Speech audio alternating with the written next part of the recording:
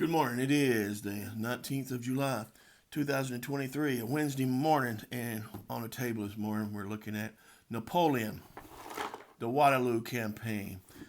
Interesting game. This particular one I think is a second, maybe even a third edition. There's a ton of editions of this game. They're still in print. You can go to Columbia Games and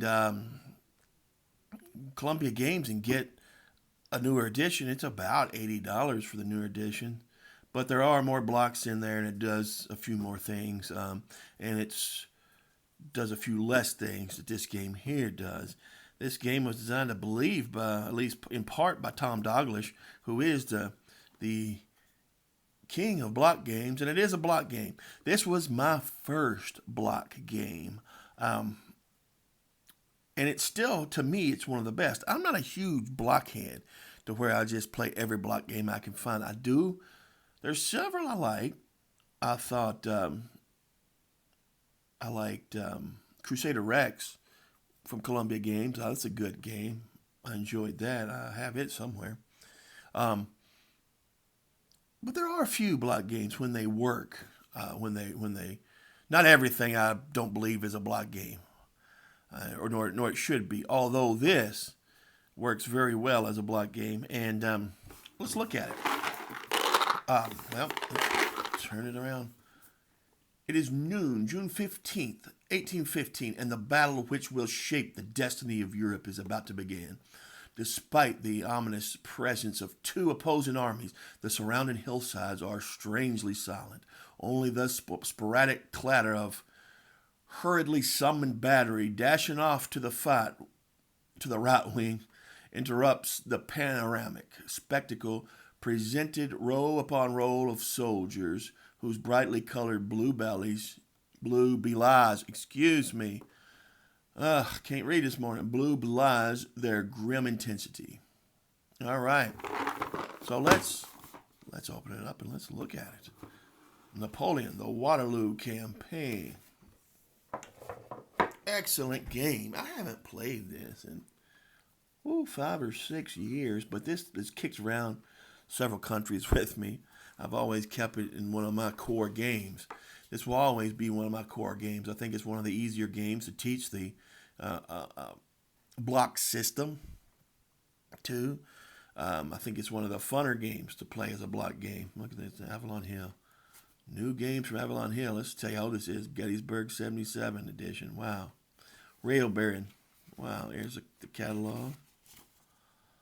Win, play, show. Victory in the Pacific. I haven't done a video on that game, doggone it, but that is a good game. That is a good game.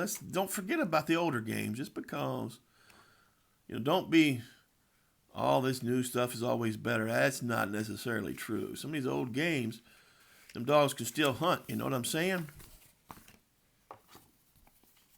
Then, like I said, this one here, you can still get it. It's still kicking around in print. A game that's been in print that long, you know what I'm saying? There's a reason it's been in print. Usually because it's a good game. And these catalogs are good. Gives you a little history. The Avalon Hill, what they're about, who plays them.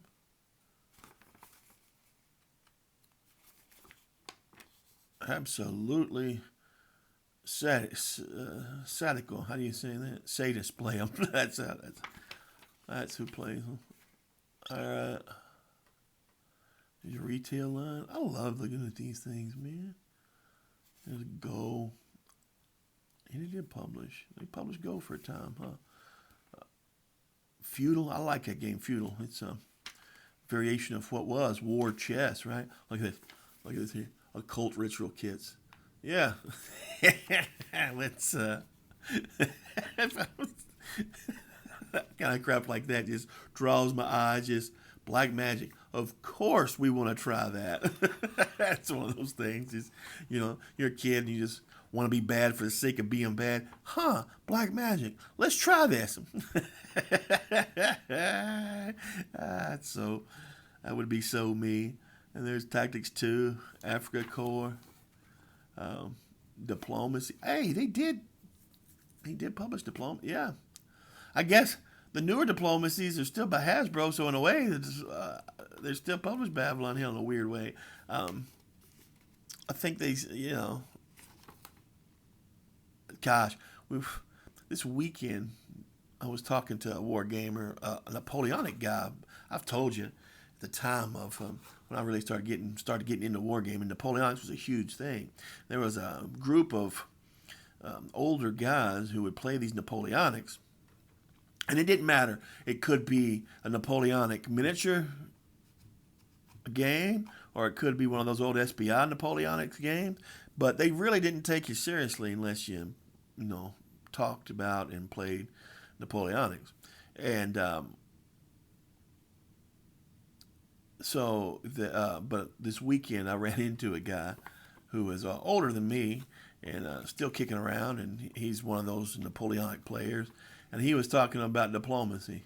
And we was talking about it. He was like, how many friends did you lose from... I did have a couple people get mad at me over diplomacy. I never got mad over it because I understood it was a game. Line was part of the game in diplomacy. So, yeah. Ars Jutland. That's a Jump Dunnigan. Anzio. Caesar Alesia, if I'm not mistaken. France 1940. I got a bunch of these games. Yeah. Okay.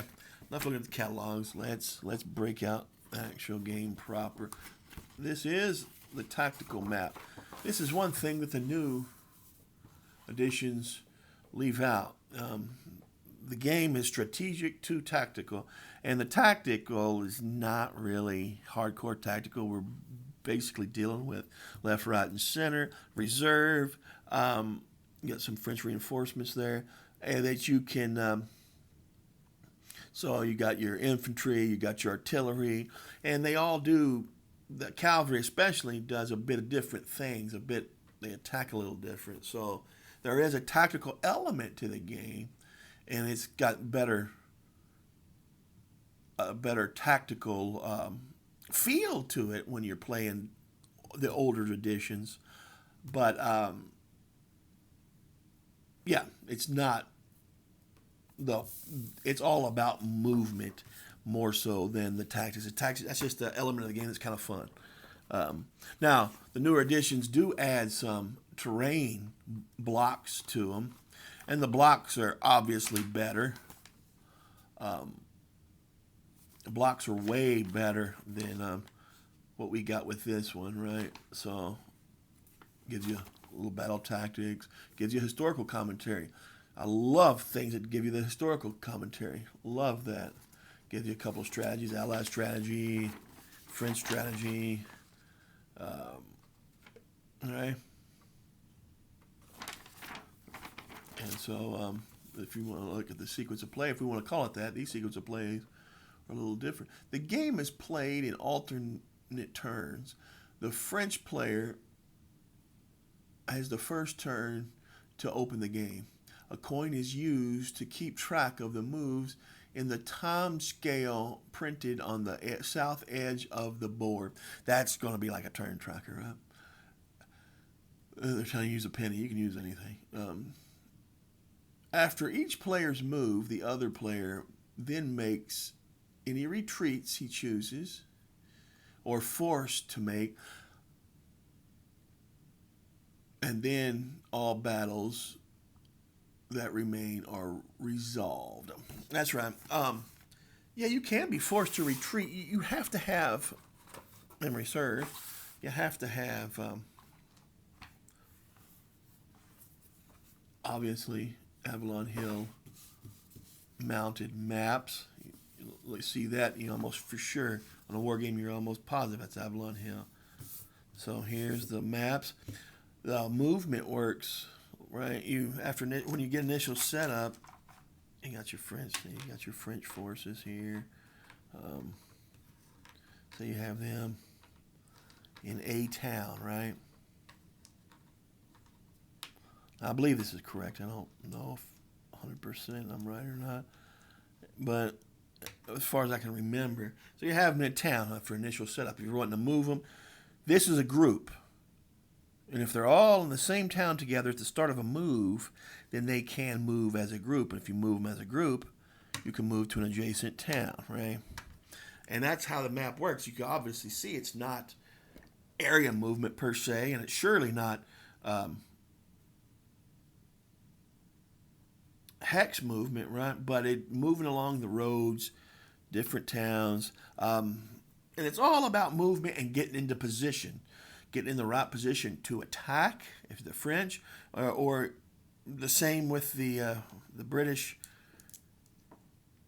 the Anglo-Dutch, right? And Prussians, and you know, you've got start off what 3 hits, then you can just clock them down, right, till it's off the board. That's the game. That's it in a nutshell.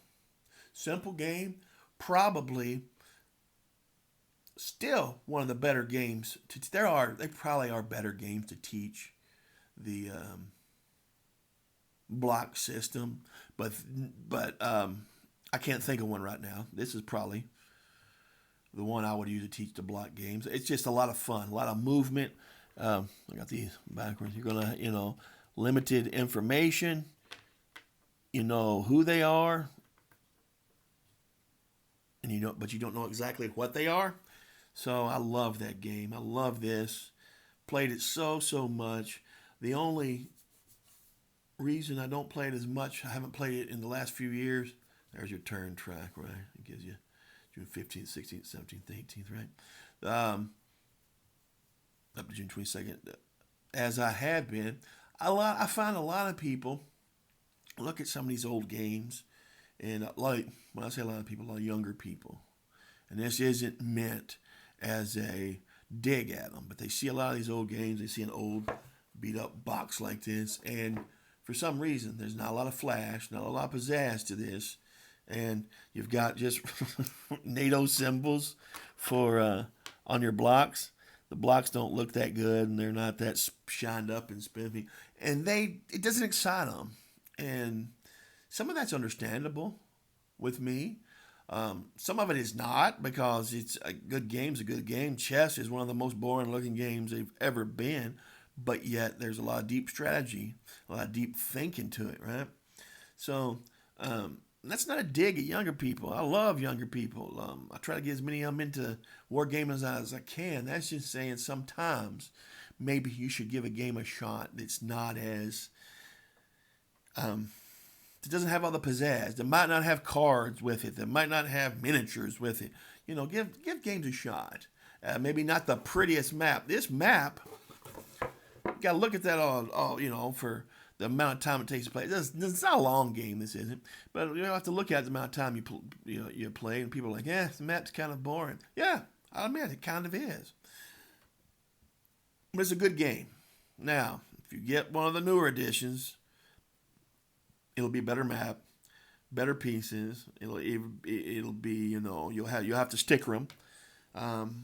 But yeah, that's all I'm trying to say. Give some of these old games a shot, and definitely, if you can find an older edition of this for a good price, pick it up and play it. It's fun.